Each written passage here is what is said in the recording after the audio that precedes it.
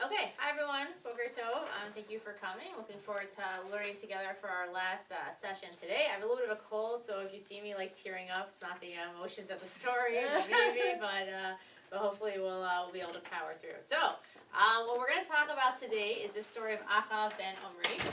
So we'll give a little bit of background about who he was and kind of how we're going to learn through some of these sources together, which will give us a little bit of an overview of the end of Sefer Melachim as well. Hi. Here, this in this kind of topic, again, we've been talking about controversial leaders. I think Achav fits in very well into this category for a few reasons. On one hand, Achav is known as one of the most religiously wicked kings that we have. We'll see how he's described at the beginning of Sefer Melachim. But it's interesting because when we think about him in a different context, when we look at the success of his kingdom, he actually is a very powerful and very successful leader who's able to kind of lead Am Yisrael through, or at least the northern kingdom, through a period of prosperity. We'll see in actually in ancient Near East documents, he's also seen as a very, very powerful king, as heir to the house of Omri, which in general in the ancient Near East is seen as a very, very powerful kingdom, one of the superpowers almost kind of going on at that time. One of the questions here, I think, is how do we balance these two pictures of Achav? On one hand, from the text, it's interesting because as we spoke about, our Tanakh is much more concerned with the moral and ethics of our religious leaders and about how great they were, their politics. But on one hand, we're told a very negative story or a very negative narrative about Achav in the text, in Tanakh, but at the same time, he also seems to be very powerful. Also, I think when we look through the different sins or different crises that he goes through, some of which he does come up as seeing as seemingly evil or as making mistakes, and other ones I think it's a little bit more complicated. I always thought that Achav got a little bit of a bad rap or a bad reputation. We'll see as we go through. If maybe we can see, and I encourage you also to push back against some things that I'll share, if we think maybe if we can redeem his character a little bit, or at least see him as a little more complicated, a little more complex, that it wasn't just kind of black and white evil. So I think to do that, what we're going to do is we'll have a chance to look through different incidents in his life. We'll have a chance to see exactly what happened, some of the more famous stories that we might be familiar with, and we'll go through different incidents in his life, basically from the beginning of his reign up until his death, which is also a very powerful story, and see if we can, again, kind of give Achav a little bit of a grade here. How do we feel that he did? Do we feel like, again, really the evil, the evil description of him that he is kind of tarred with a little bit in Tanakh, is that 100% justified, or is again, see perhaps a little bit more of a complex character? So to do this, we're going to start, let's go through a little bit of the beginning of the story. Again, most of these ideas are not my own. If you're interested in reading a little more about Achav, on the last page I gave a little bit of further reading. One of these, which I'll just point out, is Rabbi Alex Israel has a book on Sefer Melachim called Kings 1, 4, and 2, which is really an excellent, it's an excellent read. Highly, highly recommend. I read it this past summer. I think he's coming out with a second book as well, and his shiurim are on the virtual Beit Midrash. I really highly recommend if you're looking for an overview in general of Sefer Melachim. Okay, so if you look, we'll start out with the source sheet. If you look basically at source number 1, as we said, we're told about Achav becoming king in the north. This is when the kingdom has split, right? We have the northern kingdom of Israel, as opposed to the more southern kingdom of Yehudah. He becomes the king over Israel. Pasuk Lamed tells us, "Vayas Achav ben Omri hara b'nei Hashem mikol asher lefanav." Super, super wicked. The most wicked king that we've had so far. He marries in Pasuk Lamed Aleph. Vayikach ishat Izebel bat et Baal melech Tzidonim. Vayelach vayavo et Baal v'ishtachavu lo. So again, this is definitely a political marriage as well to establish ties with Sidon, with Phoenicia to the north. But here, as opposed to what we spoke about with Shlomo last week, already from the get-go we see what is Achav doing? Worshipping idols, right? Avodah zarah. He marries someone foreign, and immediately he's able to kind of integrate the foreign culture into the northern kingdom, which again, I think comes a little bit as a cost of this political marriage, right? If you're going to establish economic ties with Sidon, you're going to cement that with a political marriage, you're also going to be inviting in a lot of the culture. So we see automatically Achav has no problems right away worshiping Baal, especially in Pasuk Lamed. We're told Ve'ikam Mizbeach LaBaal Beit Baal Asher Bana b'Shomron. He builds a Mizbeach to Baal in Shomron, up there in the north. So that's basically kind of our introduction to Achav, not exactly a positive one. Just to give you a sense of the stories that we're going to see. I made a chart kind of in source number 2 just to go through the different events that happen over the course of Ahab's life. So we just saw right at the beginning in Perek Tezayin about Ahab taking over from his father from Omri, who we spoke about. Omri in general seen as the person who really builds up the northern kingdom and makes it a superpower. And later, ancient Near East documents, even much later on, after Ahab and Omri are dead, it always refers to the northern kingdom as Beit Omri. Kind of like that's how powerful he was, and his influence kind of continues. We also, we'll see a little bit here, is Ahab and Eliyahu Hanavi are always kind of sparring back and forth.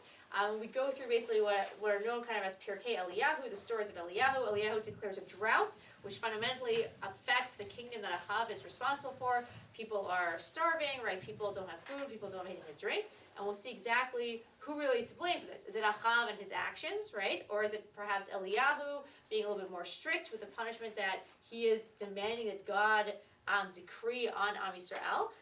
We'll see that Eliyahu kind of meets Ovadia. Ovadia is a very positive Navi who actually is working for Ahab. So we're going to see that Ahab kind of has a lot of influences going on. On one hand, he has the Nevi'ei Baal, right, the priests of Baal that are brought in by his wife from the north. But he also has Ovadia, whose name means, right, Eved Hashem, who's someone who is serving God, who's going to be helping out, trying to subvert a lot of Jezebel's actions.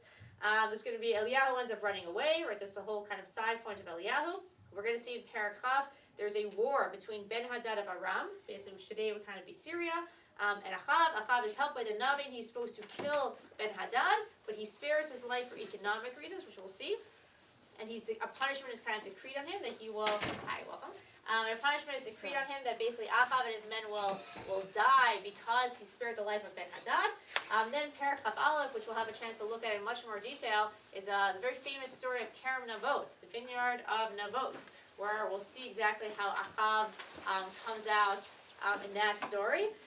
He sins there, he's told he's going to die, he does tshuva, and finally in Perek Chaf Bet, we have the final battle of Ahab's life. He actually dies in battle, going to battle against Ben-Hadad again, even though he made an economic treaty with him earlier. He's fatally wounded in battle, and he stays in the battle to kind of save the lives of his men. Even though he's mortally wounded, he doesn't retreat. Back in the day, battles would keep fighting until the king was killed. So basically, if a king was killed, or if a king kind of retreated, everyone else would kind of run away. You really fought for your king, not really so much for the battle itself. He decides to stay in the battle even though he ends up dying because of that, in order to kind of save the morale of his men, which we'll talk about as well. So that's basically an overview of the end of Melachim Aleph, and that's what we're going to, through looking at some of the highlights, we're going to try to figure out how we feel about Ahab. So the most powerful, I think, of all these stories, and also the most interesting to kind of go through and kind of navigate together, is the story of Kerem Navot, the story of Navot's vineyard. It's a story that really brings out the characters of Ahab. We'll see it brings out the character of Jezebel, and we'll have a chance as we look through this story now in more detail to think about how we feel already about Ahab.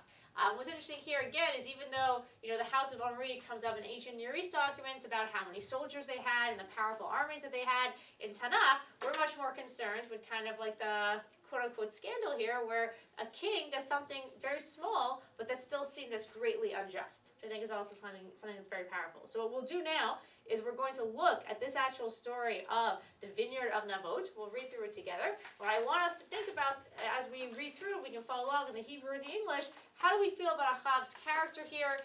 It's kind of a story of sin and then realizing his sin and tshuva. How do we think about his dynamic with his wife?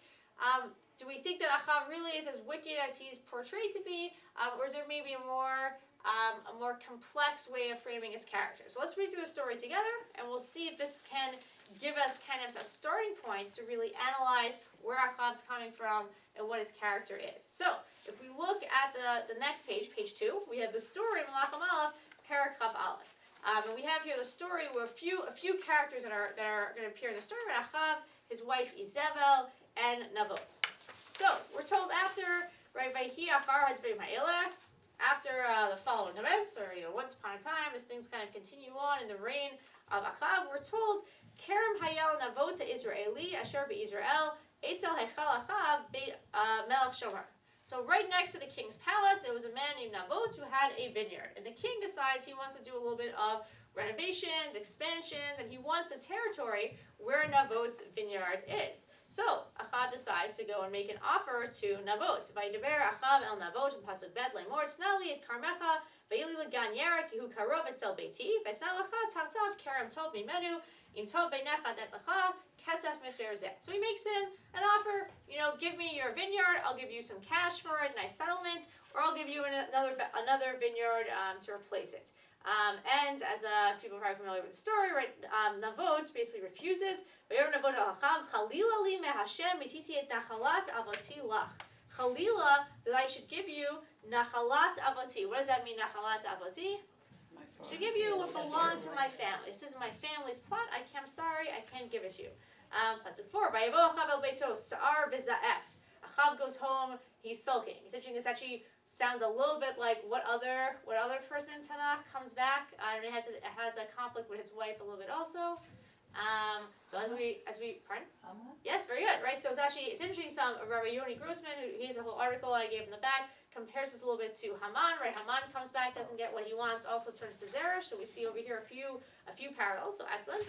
So Achav comes back to his house, very upset. So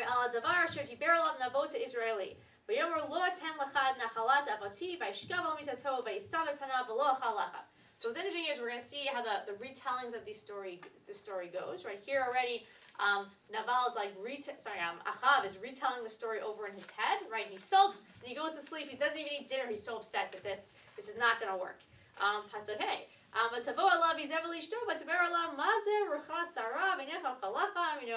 Welcome home, dear. What's going on? Why don't you want to eat? Why aren't you eating anything? Now we have another retelling right after the story. I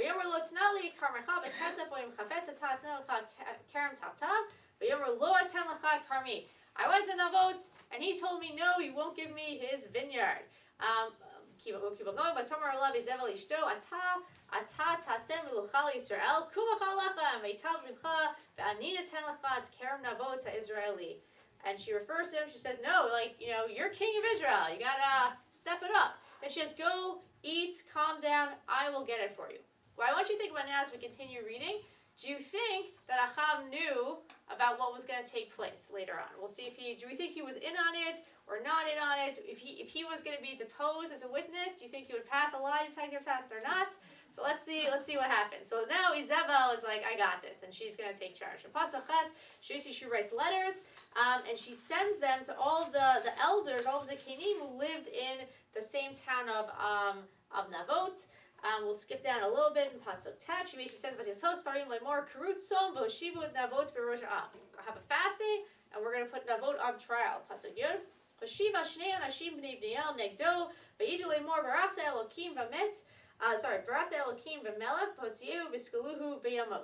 Right? She hires basically false witnesses who will go and will, proclaim in front of everyone that Navot cursed God and the king, and he has to be stoned. In Pasuk Yudalv, everyone decides they're totally fine. Izebel, we'll see later on, right? She's been killing Nevi'ei Hashem. I think if she tells you to do something, you definitely do it. Pasuk Yudalv, Vayasu anshe Iro zkenim v'hacharim asher yeshvim be'iro kasher shacha alehem Izebel kasher katu b'sfarim asher shacha alehem. So they do everything that was written. The story continues, and they take him out and they stone him. We'll skip down to the end. Where Pasuk Yudalv v'shachu Izebel lemor sukal navot v'yamot. It's done. We stoned him. Your plan worked. Turn the page over to page 3. As soon as she sees this, Izebel goes to Achav and she says, "Kum reshet kerem navot Israeli asher ma'ana tenlecha bekasav ki ein navot chai ki met." Oh, coincidentally, Navot is now dead, and you can go take his carrot. Right? No explanation given, but for Achav, everything has kind of worked itself out greatly. So we'll continue on. When Achav hears this, right in the next pasuk, right, Shema Achav ki met Navot beikam Achav l'rein el kerem navot Israeli l'shto. So he goes to claim it. But now his arch nemesis arrives also. God appears to Eliyahu and tells Eliyahu, I want you to go and meet Achav down in Kerem Navot and tell him the following nevuah, Pasuk Yotet, which is going to be his punishment. And what's interesting, as we're going to see later on, is this punishment actually happened. He tells him, but Ibart Elav Lemor, Komar Hashem, Haratzachta Begam Yerashta. Do you think you can murder and then go and inherit? But Ibart Elav Lemor, Komar Hashem, V'makom Asher Lakakua Klavim Et Dam Navot. Where the dogs licked up the blood of Nabal, in that same spot, they will lick the blood of your body. So it will be a very disgraceful death for a king. And finally, it continues on. Achav meets Eliyahu, and he says in Pasuk Chaf, they're not exactly friends. Hamsani oivai, you found me, my enemy, right? They're not exactly in the best of terms. And they have a whole back and forth. Eliyahu tells him a second punishment that's going to happen in Pasuk Chaf because of what he did. Hineni mevi elecha ra'ah, u'biarti acharecha, ve'kreti lecha mashtin bakir, v'atzor v'azu be'Yisrael. That the entire house of Achav will be destroyed. There won't be any males left in his household. So we have these two punishments. The dogs will lick up the blood of Achav, and also there'll be no men left. It's interesting when Achav hears this, he is kind of shocked at this point of kind of what's going to happen. Rav Salmon explains that maybe the fact that all the men would be destroyed in his house made him seem that his legacy, or the legacy of his father, the Beit Omri, the great Beit Omri, is now going to be totally wiped out. And this shocked him, led him to kind of be a little bit more introspective. And we'll skip down to Pasuk Chaf Zayin when he hears this. But there's also a punishment for Izebel thrown in there also. Pasuk Chaf Zayin, Vayhi kishmo Achav et hadarim ha'ele, vayikra begadav, vayasam sak al besaro, vayatzom, vayishkav basat vayelach at. Right, and he did fast, and he puts on sackcloth, and he really tries to do tshuva. God then appears to Eliyahu and tells him in the last pasuk, Hareti ki nechna Achav milafanai, ya'an ki nechna milafanai, v'lo avi hara biyamav, maybe no avi hara al beito. That, okay, since Achav did tshuva, all that bad things of his household being wiped out will still happen, but it's not going to happen in his time. It will happen during the time of his, like, the next generation. Achav will have to actually see it. Okay, so a lot to kind of see here, a lot to unpack. I want to just kind of open it up. What do we see from this story about the personality of Achav, his relationship with Izebel? Do we feel how responsible is he in this story? Is he equally as responsible as Izebel for the murder of Nabot? Or is it just his wife doing things and everything kind of worked out for him? Any thoughts and reactions to this story? Yeah. So I think he has a weakness, but he knew how to manipulate Izebel, because he told her firstly that Nabot did not want to give him the kerem, but he didn't say that he offered him money first. Then when I don't know how she finds out, but then she says, I gave you the kerem that you wanted to buy from him, but there's an omission there.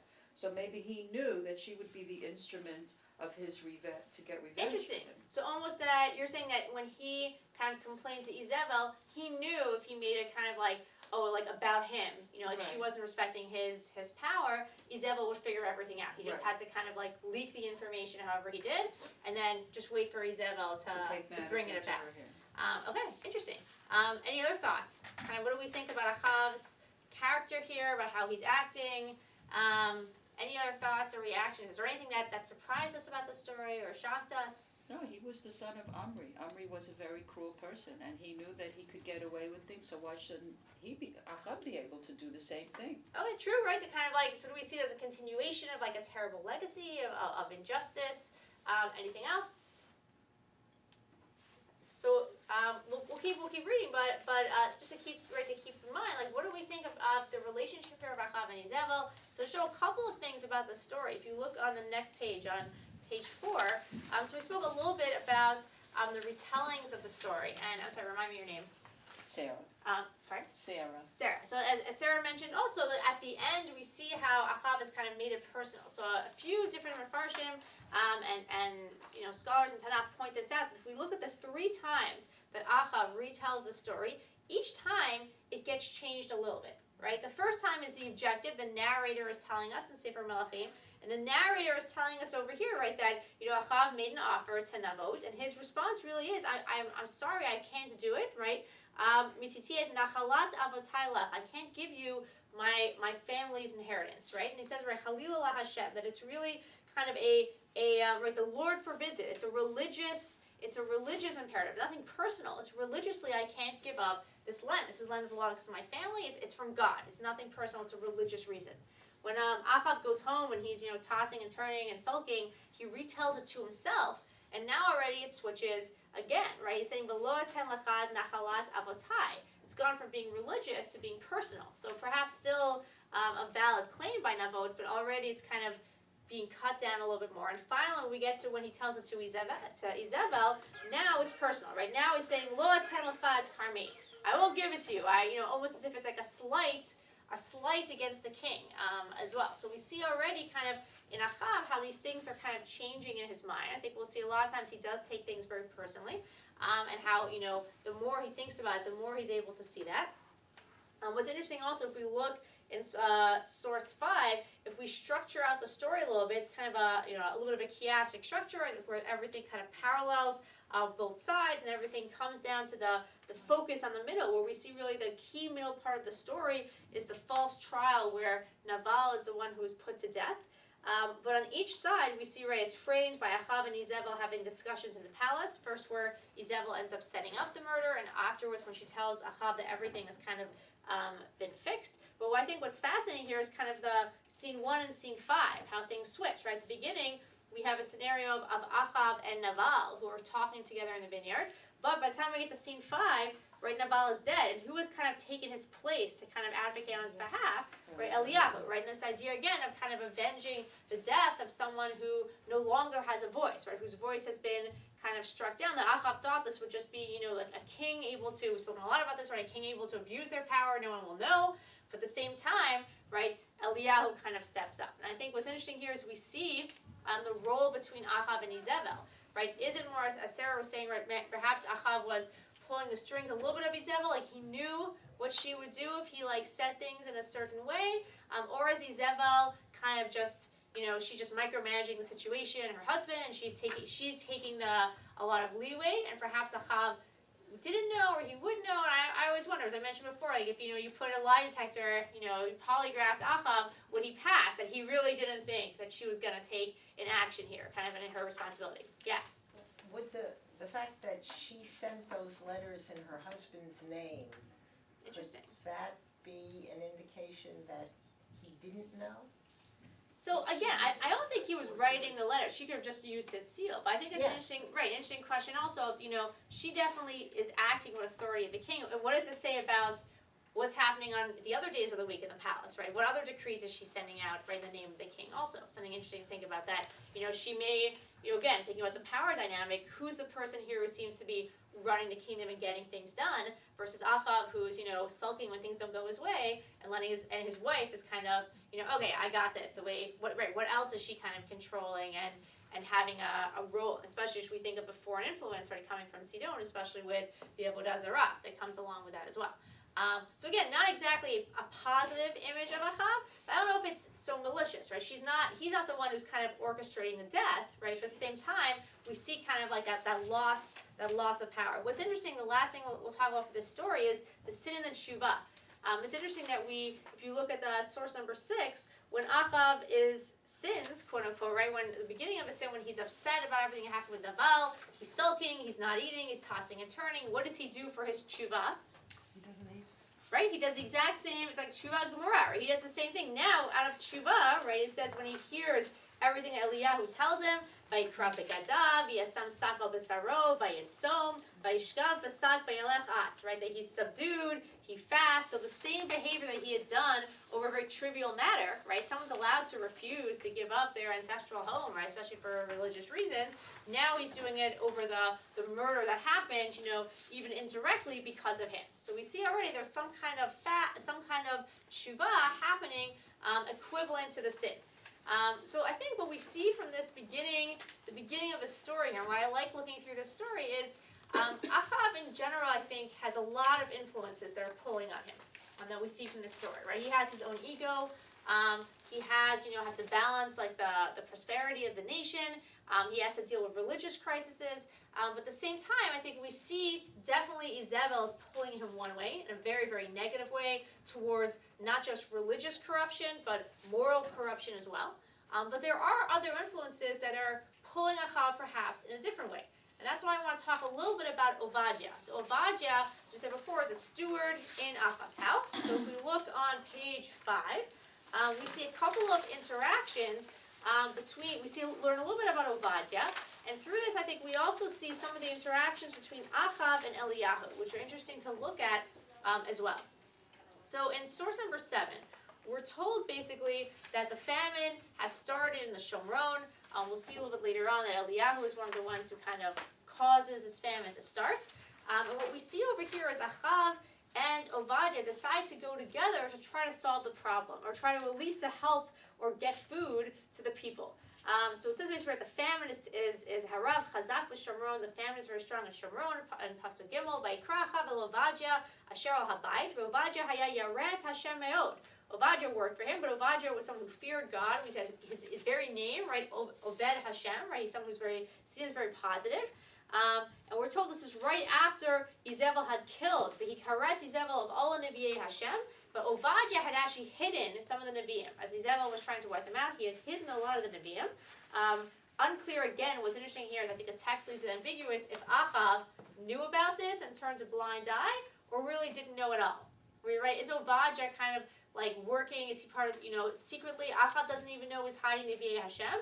Or is Ovadia, or is Achav kind of, he doesn't know what's going on, he chooses to not see, right? I think we saw this a little bit in the story before, that, did he really know what Izebel was going to know or do, or did he kind of, quote unquote, just pretend he didn't know, right? A lot of times, right, I feel a little bit as a teacher, right? Sometimes you just have to you're like, do you want to call it out, or do you want to, pretend you didn't hear, what happened, or different things like that, if you're walking through the hallway, but we are, right, we choose to kind of take actions a lot of times, but here with Achav, again, does he really know what's going on or not?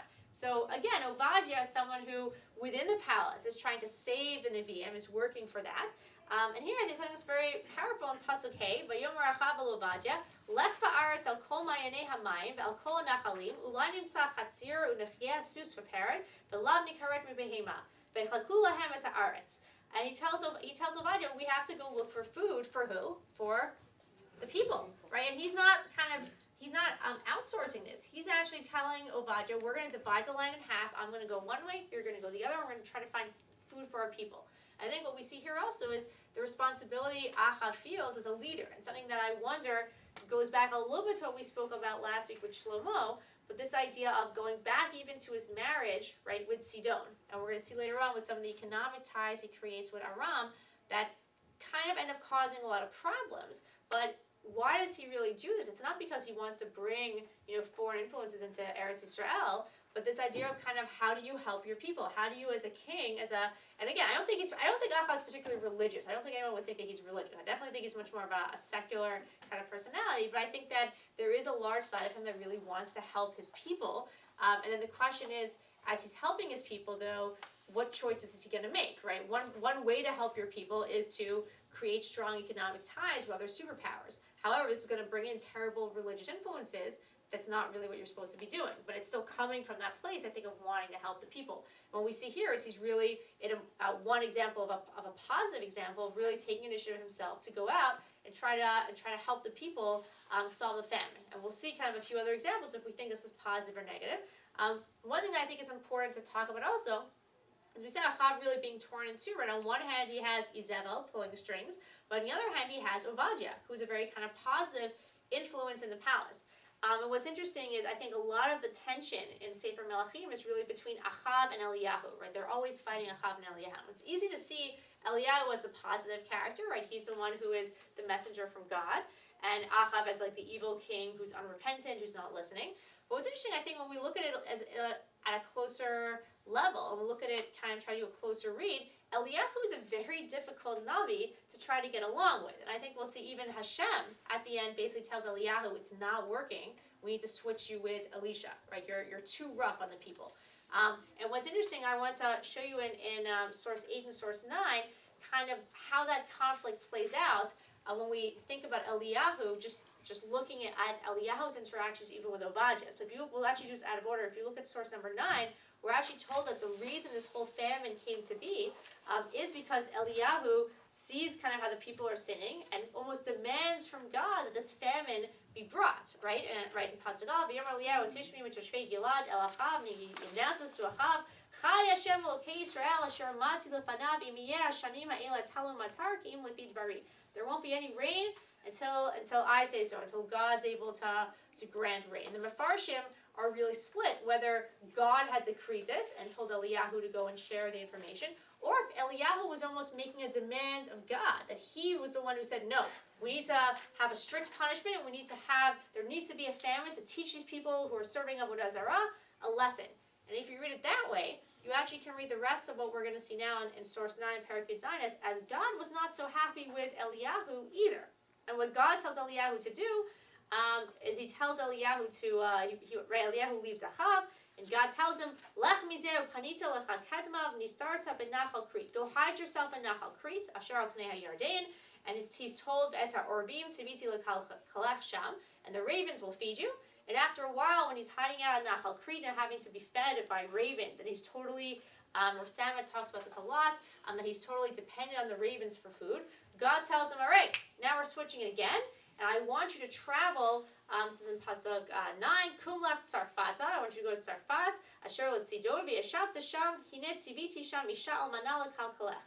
And I have told a widow will provide for you, and I just gave you the beginning of the next story, where Eliyahu meets this widow, and he tells her to feed him, and she says, V'tamar chai Hashem elokecha im yesh ma'og, hi'im malo kemach bekad, u'ma'at shem betzapachad, v'yinim mekosheshet shneim eitzim, ubati v'asitu liu b'ni, v'chalnu v'mitnu.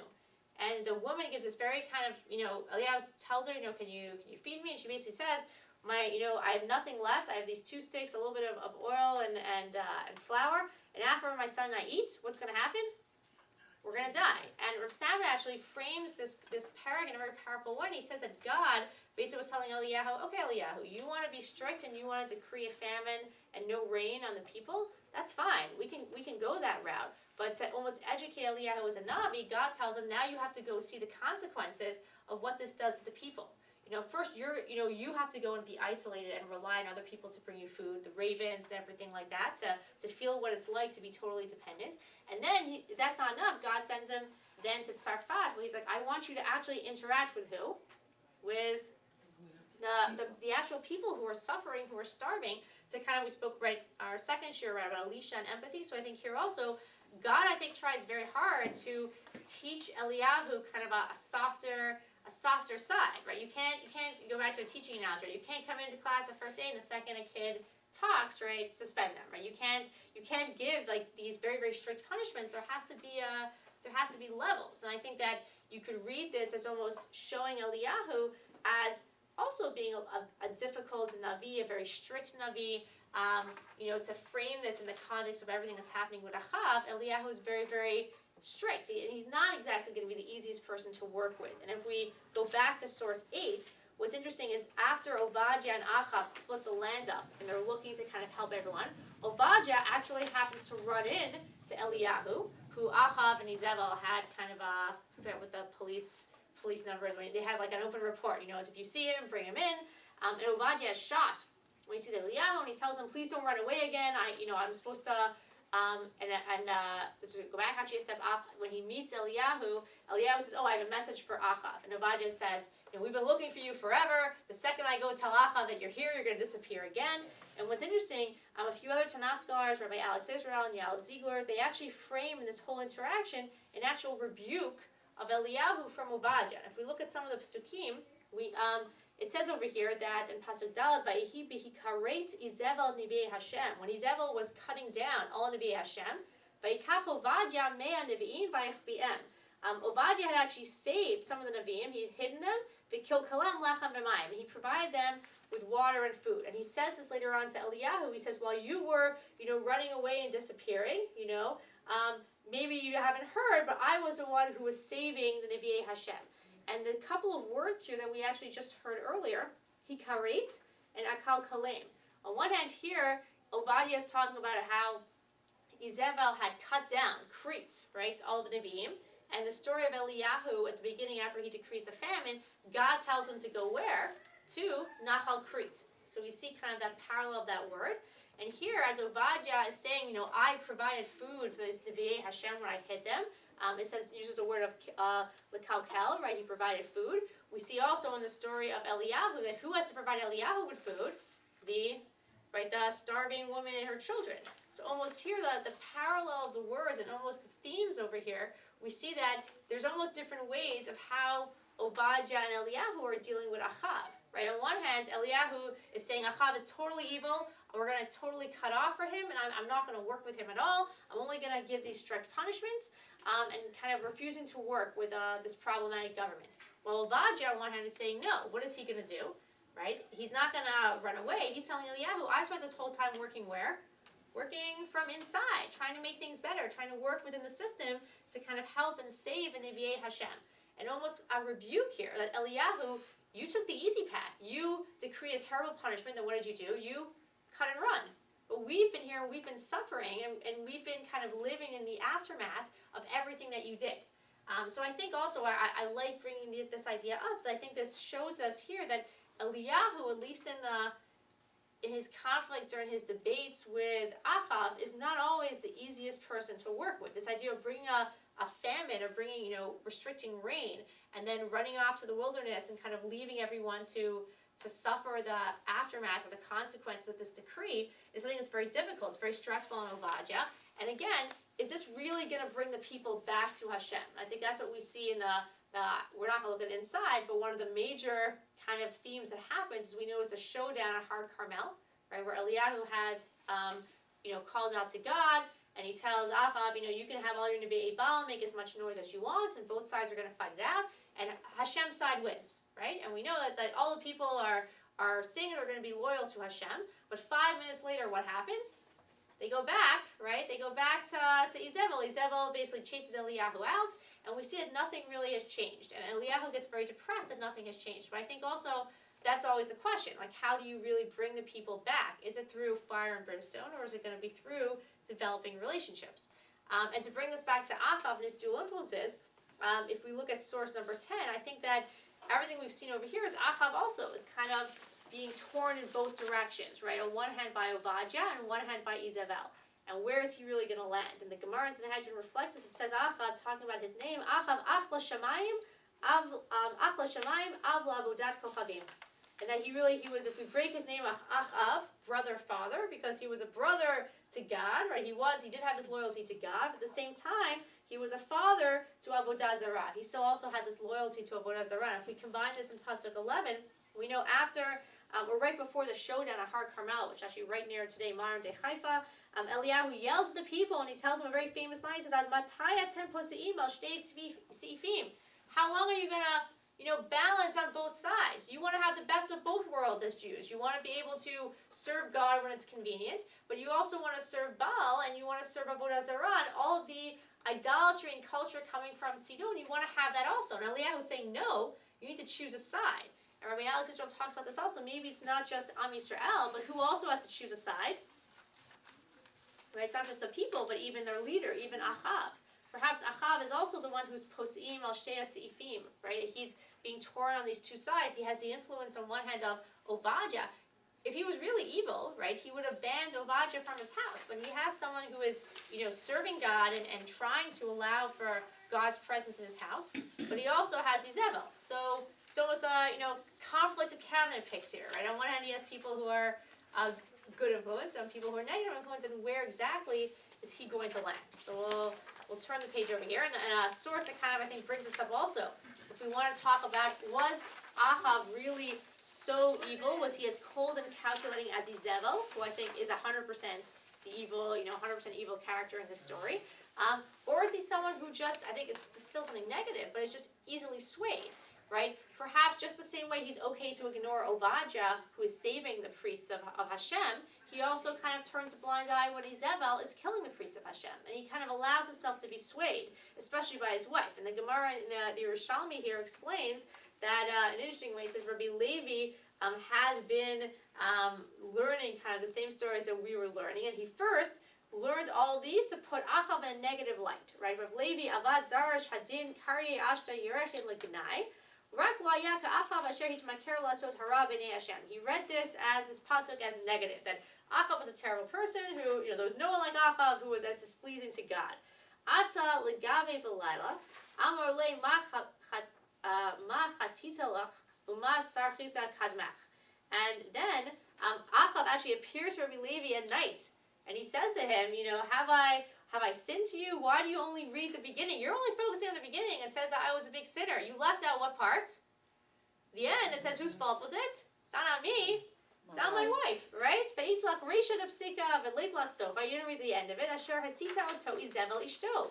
about the fact that he was so evil. It's the fact that he only did this how? Because he was tempted, or he was pulled by his wife.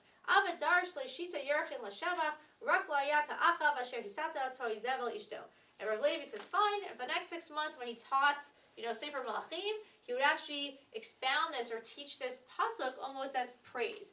I don't know if it's like 100% praise that you were easily influenced by your wife to do evil, but again, it kind of downgrades a little bit of the sin. And was Achav this cold, calculating monarch or evil king, or was he really just someone who was a pushover? And unfortunately, it meant that he was pushed over to do evil. We're going to look at one kind of final story before we wrap up, but I wanted to just open it up to the floor again. If people have questions, comments, what do you think so far? Was Achav really someone who was, do we accept this reading as compelling, that he was just someone who was easily influenced kind of on both sides? Or was he someone who really deserved being held to kind of a strong responsibility, that really he should have stepped up more? Any thoughts so far on Achav? How do we think he's doing? Do we more charitable read of him? Do we still think no, he had to send up to Izebel and he didn't do it? Any thoughts or reactions? Well, Yeah. He's the king after all. He's the responsible party.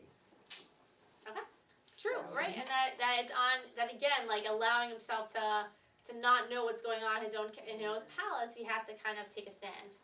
Right. It's almost here. I feel like he's allowing decisions to happen in a way that he can avoid responsibility after. Right. It's almost like. I think he probably knew what was going on with Obadiah and saving the priests, right? And if Izebel had yelled at him, like, how could you let these Nivei Hashem be saved? He would have been like, well, I had no idea what was going, And I think that the same thing. It's when Eliyahu comes to him, it's always about, oh, that's happened. I didn't know that was happening. It's all about plausible deniability, right? But like as you're saying, no, like a king, to have plausible deniability means you have to kind of pretend you don't know what's going on in your own house, right? And Achav as a king, no. We really demand and we expect that he should be able to stand up. And I think when we see the power that he goes out to save his people and he's going out to look for food for them and he has that in him, a lot of times he gets lazy and he wants to avoid responsibility, which I think is also an important thing. Okay, so to kind of wrap this up, I want to look at his interactions with Ben-Hadad. This will kind of allow us to wrap the story. Can I I just ask before we definitely. move on? So, Isabel, before we leave her. Yeah. She's so evil that she's entered the English language. Yeah. As Jezebel, yeah. As Jezebel. But what it means in English is that she's a betrayer. And she did a lot of things here, but I don't see why that became the character trait that was associated with her. Interesting. Kind of how is she, right, does she actively betray, I guess you could say that she betrays, you're right, it's a little bit of a stretch, but could you say that she is betraying the kingdom or God through, through what she does with Naval, through killing all the priests, that she's betraying like the ideal standard that existed, right, in Am Yisrael before this. But there isn't any exact specific point of betrayal. I think it's more betrayal of ideals. She's more of a But- beguiler, Yeah. more like she beguiled him, not betrayed him. Yeah, Beguiled that she Achav? right. She Yeah, lures him to lured his side, to him her and- side, and it's interesting. It's an interesting question. Why I'm not sure. Like why? Right. That there isn't really that exact moment of betrayal, unless it is that sense of betrayal of the ideals. Well, from the very beginning, we know that she worshipped Baal, so Yeah. that's not a surprise. Right. Do we really see Sarah that she's beguiling him? He basically sort of says, you take care of things, and then she does, and then he doesn't ask any questions. Right. The Even also when- situation is resolved, and Right. the situation is resolved. So is she really a deceiver? Is she doing a trickery thing? Or is this from the very beginning, this is her designated role? She's the wicked witch of the palace, Wicked Witch of the North. Yeah. She is, that's her, I Yeah. think it is her. It's interesting designated also that role. and she really does seem to have free reign, and she doesn't have a problem she's not asking permission. Even, and we'll see that when we look at Eliyahu's decisions, that Achav on one hand allows Eliyahu to set up this whole showdown in Har Carmel against Nevi'e Baal, which I'm sure Izebel was not happy with. But 5 minutes later, when Izebel's like death warrant on Eliyahu's head, Achav's not intervening. He's not saying that, no, Eliyahu's going to be saved. He just allows her to then undermine everything that happened. So, yeah, you're right. I think that, it's an interesting thing of where the betrayal comes from. But definitely the evilness of her character is portrayed. But yeah, thank you for sharing that. Okay, so to just kind of wrap things up, to show a couple of final incidents in Achav's life. So, and I frame this as kind of being like successful yet sinful. Like he's trying to help his people, but isn't always successful. So, one thing that happens in his life, right, is there's this war with Ben-Hadad, who is a leader of Aram. Achav goes to battle, and Navi helps him. Navi tells him exactly how to catch Ben-Hadad. He corners him, and really what he's supposed to do, and he's supposed to kill the king of Aram. He's supposed to kill Ben-Hadad. But what happens is Ben-Hadad pleads for his life in a very smart way. And Ben-Hadad says in source number 13, "V'yomer Elav, Harim asher laku avi me'ez avicha ashiv, v'chutzot tasim lecha b'dameshek, asher sam avi b'shamron, v'ani b'brit eshacha, v'ikaret lo brit v'shachuhu." Ben-Hadad says, okay, you could kill me. That's a good plan. That's plan A. Or plan B, why don't we just reestablish all of the treaties you have with my father?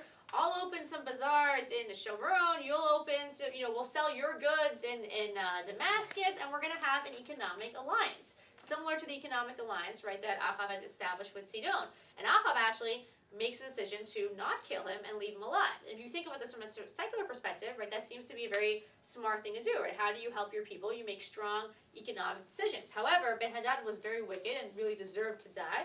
And because of this, there's a whole thing that goes on. A Navi comes to him a little bit later on. He has a whole mashal that he brings him. And finally, at the end, he tells him, Pasuk 43, at the end, "V'yomer elav komar Hashem ya'an shilata et ish charmi miyad v'aytan nafshecha tachat nafsho v'amecha tachat amo." This is another punishment decreed on Achav. Because you let Ben-Hadad live, your life will be lost, and the lives of your men will be lost because of this. And actually that ends up happening in the end. The next source is source 14, source 14, the final battle of his life ends up being a battle against the same Ben-Hadad. So it wasn't so smart to make that economic treaty because he ends up rebelling against him. And Achav basically goes to battle. He teams up with Yehoshaphat, who is the king of Yehuda, and they make an alliance between them. Before they go out to battle, Yehoshaphat says, "Oh, can we have some Nevi'im come and just prophesize for us about how things are going to go?" Achav gets a little bit annoyed, right? He's a little more secular. He's like, fine, we'll bring Nevi'im. And it turns out lots of Nevi'im come and say he's going to be successful, but these are all Nevi'ei Sheker. These are all lying Nevi'im. And finally, Yehoshaphat says, "You don't have anyone else?" And he's like, "Oh, I have one other Navi who always causes me problems," right? The real Nevi'im, Achav doesn't like so much. There was a role that existed back then where you basically, a Navi was like a yes man. You came and you told the king whatever he wanted to hear. You weren't a real Navi, you were a Navi Sheker. But there is one real Navi, Micha, and Micha says, right, I see you, I underlined this part over here, right in Pasuk 17, "V'yitzi kol Yisrael nifotzim al harim, ketsona asher ein lahem ro'eh." See, all of Israel scattered as sheep without a shepherd, meaning that the battle will be lost. He's telling him not to go into battle, but Achav doesn't listen, and he goes into battle anyways. What's interesting here is even though he goes into battle, what ends up happening at the end, he's mortally wounded. We spoke about this at the beginning.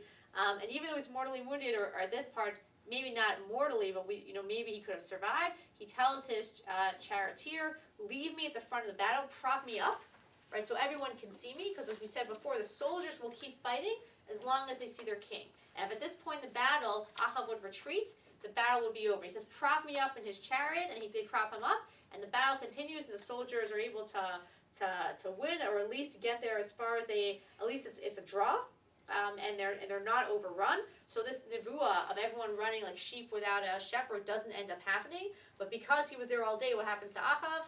He dies, right? He bleeds out. He dies from his injury. And later on, when they come back to Shomron, they wash out his chariot, and the dogs lap up his blood, reminding us of what? Reminding us of the nevuah of Nabal. So to wrap everything up, on one hand, I think also this shows us the complexity of Achav. You could look at this decision, you could look at this battle, as in he's refusing to listen to a Navi, he's going against the words of a Navi, and because of that, look what happens, his blood is licked up by dogs, and he dies. Just everything we had said, right, his life for the life of Ben-Hadad, and that's what happens. Or you could frame this in perhaps a different way. And if you look at the last thing over here, the last source, in source 16, I tried to kind of chart out a lot of Achav's decisions to show that it's a little bit more complex than we've seen before, right? On one hand, we have the negative ones, right? He doesn't stop Izebel from slaughtering Nevi'ei Hashem. He allows idolatry in the land. He allows Izebel to kill Nabot and steal the vineyard.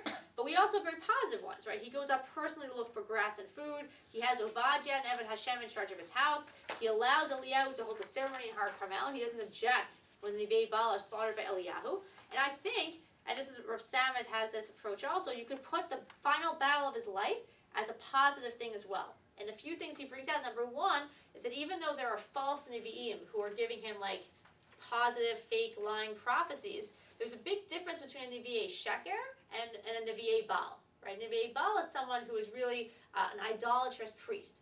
What Achav has at the end is he doesn't have any more idolatrous priests working for him. He just has like lying priests who are like yes men, right? They're telling him what he wants to hear, which is still not great, but it's not kind of an active idolatrous priest. And what's interesting over here also is he chooses to do what? He chooses to stay in battle and really give up his life so that his people should survive. And Rav Salmon explains that because of this, the original Nebuah, and I charted this out right in the source right before in source 15, the original potential punishments were that the dogs will lick up his blood, and he and his soldiers will lose his life.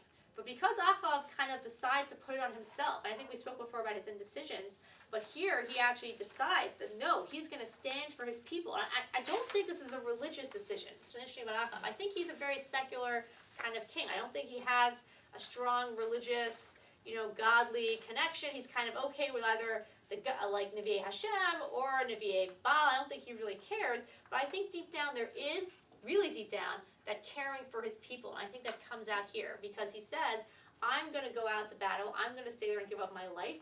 And because of that, only he dies and not who else?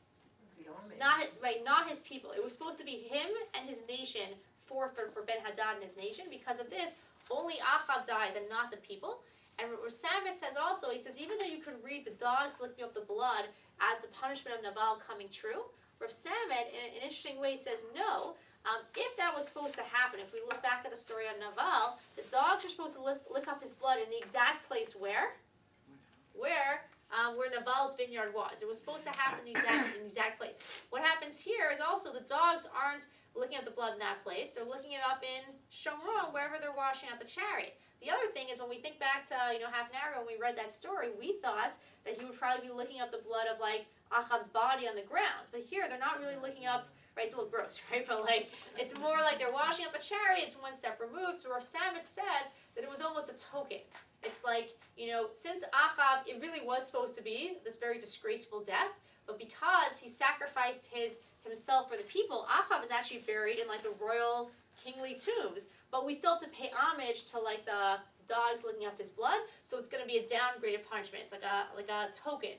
The chariot will get washed out, the dogs will lick up that blood, but you're going to have a respectful death because God is going to give that to him because he gave up his life for his people. And to kind of conclude, I think what we saw today was, I don't know if we have a clear take on Achav's personality. I definitely think he deserves, the wicked description that we saw in source 1 of someone who was someone who was not a positive king. But I think hopefully we saw that it's very complex. I think we saw that Achav is someone who, just like Am Yisrael at this time, he's really torn in two. On one hand, he's allowing Izebel free reign for idolatrous practices. On the other hand, he's allowing Ovadia to kind of subvert that, right? By hiding Nevi'e Hashem. He gets into fights with Eliyahu, but as we said, Eliyahu is kind of a really difficult Navi to try to get along with, and even God isn't always so happy with Eliyahu. We saw also that even with the story of Navot, he does tshuva at the end, and it seems to come from, as the sense of plausible deniability and not wanting to take responsibility for his nation than true malice. And finally, we saw that he actually steps up at the end of his life, perhaps not from a religious perspective, which is also problematic, but at least from a secular perspective, he really does care about his people. And I think he really is willing to give his life up for them. And because of that, God mitigates his punishment accordingly.